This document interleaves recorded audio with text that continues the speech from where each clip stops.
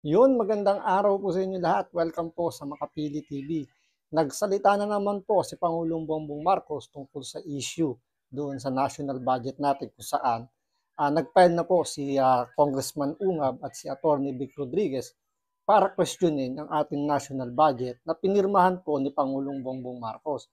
Ngayon, may mga binitawang salita po si Pangulong Bongbong Marcos na para po sa nakararami mukhang napapahiya po ang ating Pangulo dahil hindi niya alam ang kanyang mga sinasabi at tila parang nananakot o parang ah, hindi na niya maintindihan kung ano yung nangyayari sa ating bansa. Kaya kumbaga ito sariling diskarte na lang yung kanyang mga ginagalaw at mukhang hindi na siya nakikinig o hindi na siya kumukuha ng ibang ideya sa kanyang gabinete. So ito, panoorin po natin itong balita to para mas maintindihan po ninyo yung ating tinutukoy. Pero syempre, bago ang lahat, kung hindi ka pa nakasubscribe sa Makapili TV, baka pwede naman pakipindot po muna yung subscribe button. At the same time, palike na rin ng video, wala naman pong bayad dyan. Kaya pindot na. So ito, panoorin po natin itong mga sinabi ni Pangulong Bongbong Marcos na tila parang pinapahiya niya na yung kanyang sarili bilang isang Pangulo natin. So panoorin po natin.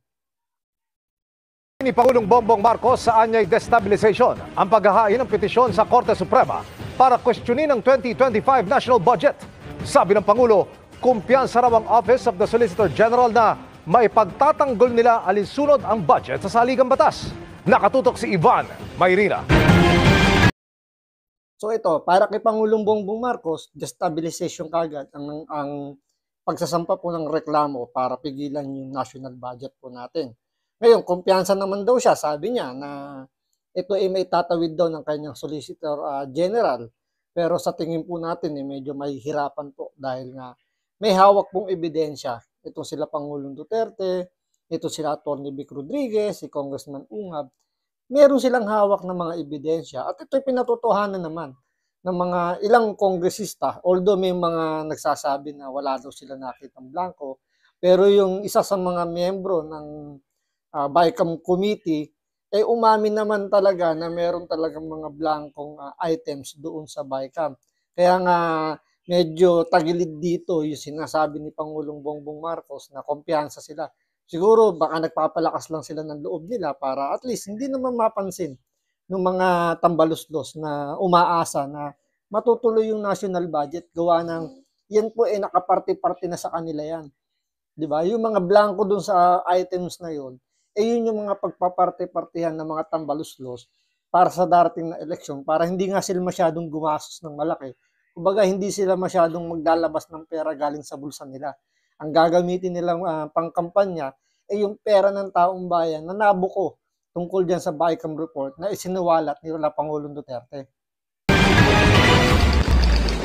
Wala na raw maisip pa ang Pangulong Bongbong Marcos sa motibo ng mga nagkakit pa sa Korte Suprema para questionin kung naayon ba sa saligang batas ang proseso pinagdaanan ng 2025 national budget. We shut down everything.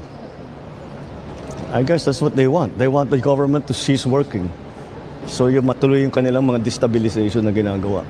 Naghain ng Lunes sa Korte Suprema ng petition for certiorari in prohibition sina Congressman Isidro Ungab at dati Executive Secretary ni Marcos sa si Atty. Vic Rodriguez. Git nila, paglabag daw sa konstitusyon ang pagkakaroon ng mga blanco sa Bicameral Conference Committee report ng Kongreso na naging basihan ng 2025 General Appropriations Act.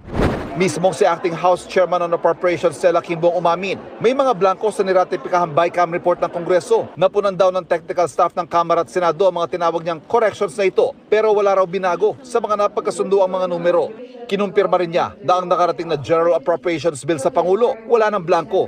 Ito rin ang iginiit ni Pangulong Marcos. Anya, binusisi niyang 4,000 pahina ng GAA at wala siyang blankong nakita. Because I reviewed it, analyzed it, and yes, in parts, vetoed it.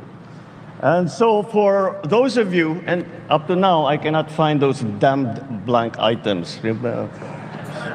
We'll keep looking, but I really am convinced that they simply do not exist because it is not allowed to exist. Tingnan mo hindi ito naiintindihan ni Pangulong Bongbong Marcos. Hindi naman tinutukoy doon yung GAA. Talagang wala siya makikitang blanco doon. Siguro kailangan lang manood ni Pangulong Bongbong Marcos ng mga balita. Pero dapat bago siyang manood ng balita, iwasan niya munang mag-take ng kanyang mga vitamins, yung kanyang mga maintenance na iniinom niya or mga tinitake niyang maintenance, iwasan niya. Kasi medyo, kumbaga walang pumapasok sa utak niya o baka hindi niya naiintindihan kung ano yung sinasabi tungkol dun sa mga blankong items. Unang-una, hindi naman yung GAA ang pinatutungkulan nila Atty. Vic Rodriguez, nila Congressman Ungab, ni Pangulong Duterte. Ang tinutukoy nila is yung BICAM report na ang nagbigay pa ng kopya ay yung House of Representatives. So sino ba ang leader ng House of Representatives na hanggang ngayon hindi pa rin nagsasalita tungkol doon sa mga blankong items. Ngayon, nadulas na yung pumalit kay Saldico, si Stella Kimbo. Umamin siya. Kasi wala naman silang choice na hindi umamin. Kasi yung inilabas ni Congressman Ungab is galing mismo sa House of Representatives. So hindi mo na mapapasinungalingan yun. At kinukumpirma pa ng ilang mga kongresista, lalo na yung si Manuelita, yung yung dalawang makakaliwang kongresista, diba? Sila mismo sinasabi nila may mga blanco.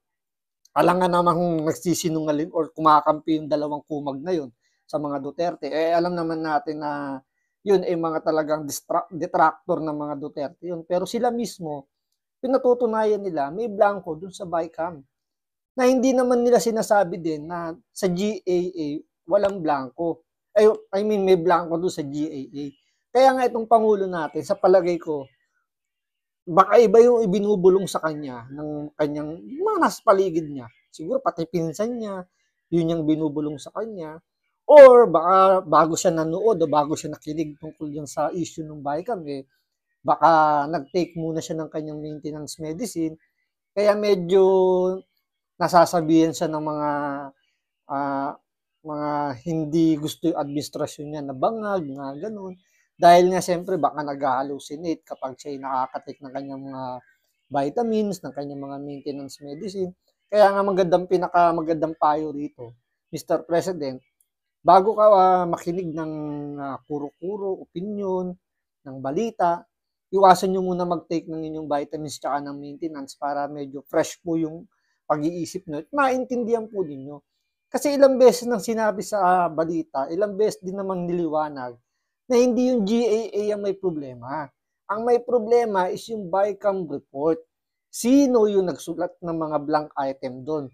So umamin na si Kimbo na meron. So mag-usap muna kayo ni Stella Kimbo or mag-usap kayo ng pinsan mo na klaruhin nyo muna yung inilalabas ng House of Representatives bago kayo magkomento. Kasi napapahiya po kayo, Mr. President, dahil parang out of the box yung mga pinapaliwanag nyo dahil ang layo po ng pinaliliwanag nyo. At talaga namang, sang-ayon naman po ang lahat na walang blanco doon sa pinirmahan yung GAA. Kahit pa 10,000 pahina yung binasa mo dyan. Walang namin kung totoong binasa nyo yung 4,000. Sa inyo nang galing yan. Parang hindi ko kami naniniwala na kaya nyong basahin yung 4,000 pahina na yun dahil base doon sa pelikulang inilabas po ng kapatid ninyo, sabihan kayo ng tatay nyo na kayo mahilig lang mag-party-party. So, kaya medyo hindi ka panipaniwala na kaya nyong basahin yung 4,000 pahina at naintindihan nyo yung mga nakasulat doon. So, tuloy natin. Ipaubaya na raw ng Pangulo sa Office of the Solicitor General ang pagtatanggol sa national budget. Well, the Solzhen, of course, will be the ones who will argue for the government. And he tells me, Solzhen Maynard tells me that we are on a solid footing in terms of constitutionality. Para sa GMA Integrated. So, yan, napakahirap po magiging trabaho po ng Solgen ngayon.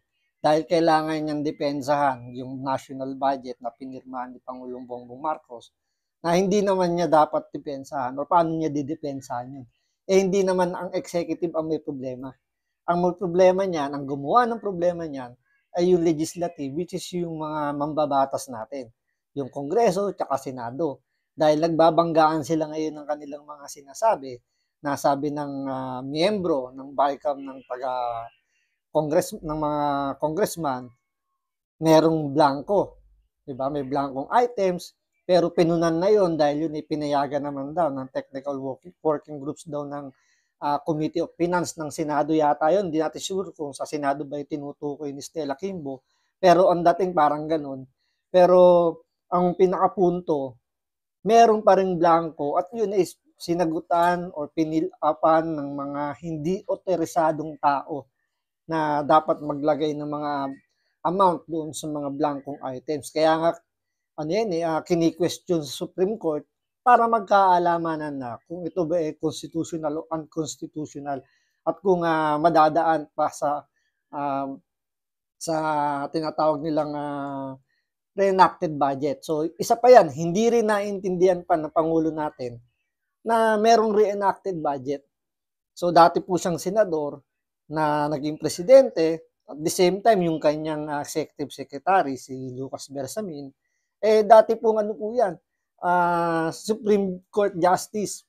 Pero mukhang hindi po nabubulungan si Pangulong Bongbong Marcos na meron tayong tinatawag na reenacted budget. So yung nakaraang budget po, noong nakaraang taon, yun po yung munang pansamantalang gagamiting budget na amount kung hindi mareresolba yung 2025 national budget natin. So pakibulungan na lang po si Pangulong Bongbong Marcos na pwede niyang i-google kung ano ibig sabihin ng reenacted budget or magtanong siya kay Congressman Dan Fernandez, kay Attorney Google, para mabigyan siya ng advice tungkol po doon sa reenacted budget para sa 2024. So maraming salamat sa panonood. Ingat po kayo lagi. God bless.